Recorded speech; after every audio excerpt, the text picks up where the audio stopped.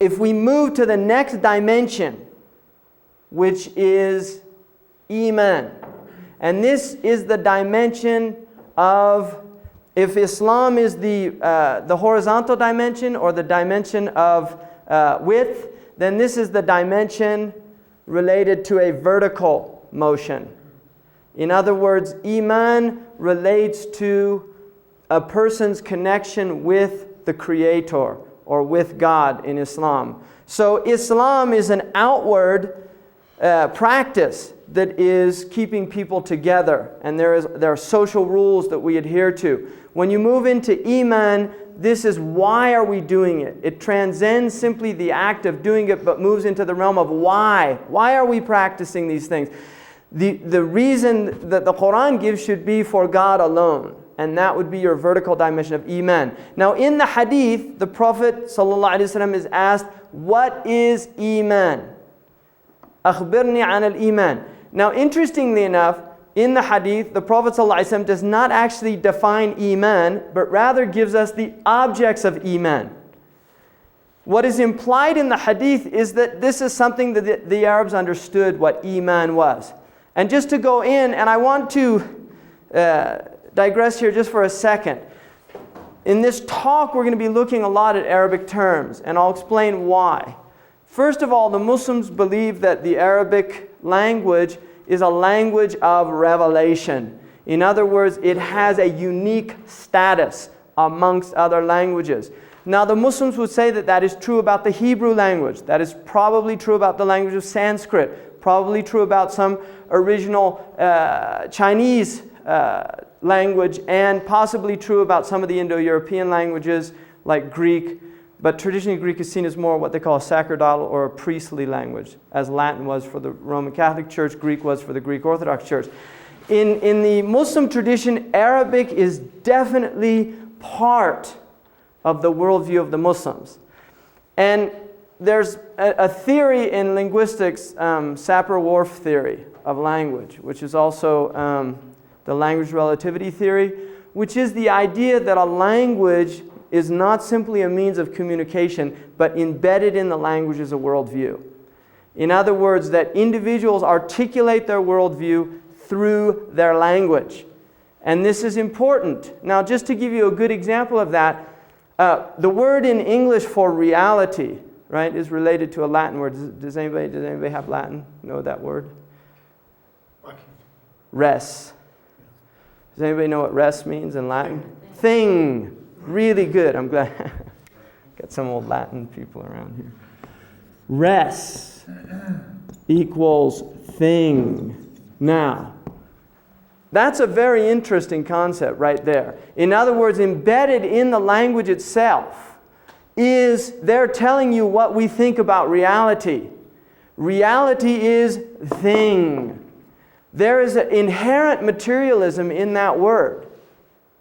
You see, there is an inherent materialism in that word. Now, to take an example of the word in Arabic for reality is haqiqa.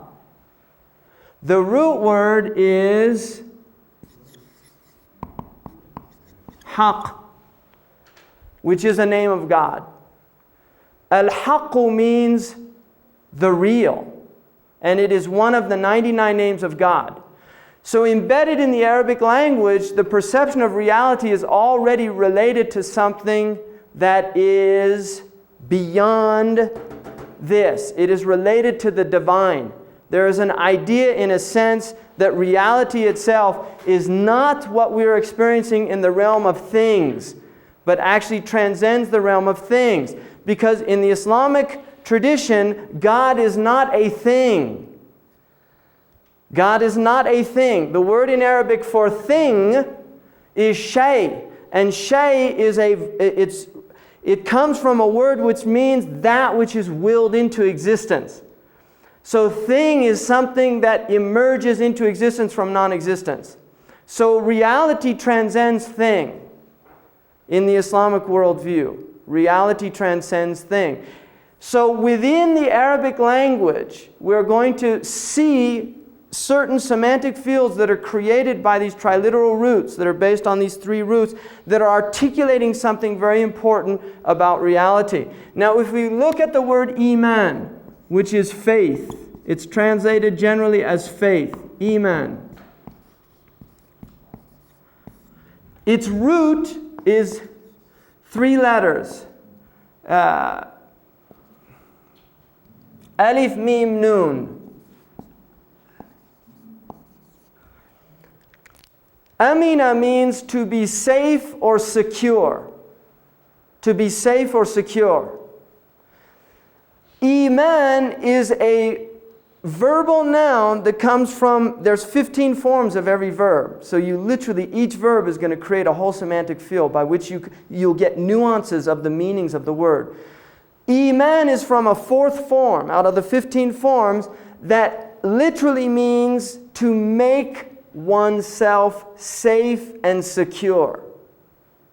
So the idea here is that faith is an anchoring element in the human experience.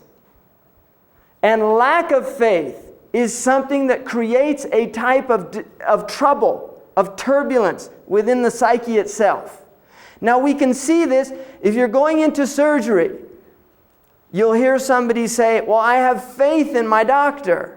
Because you don't want to go into surgery not having faith in your doctor. You're going to be a wreck, right? You're going to be a wreck. There's going to be a lot of trauma related to that experience.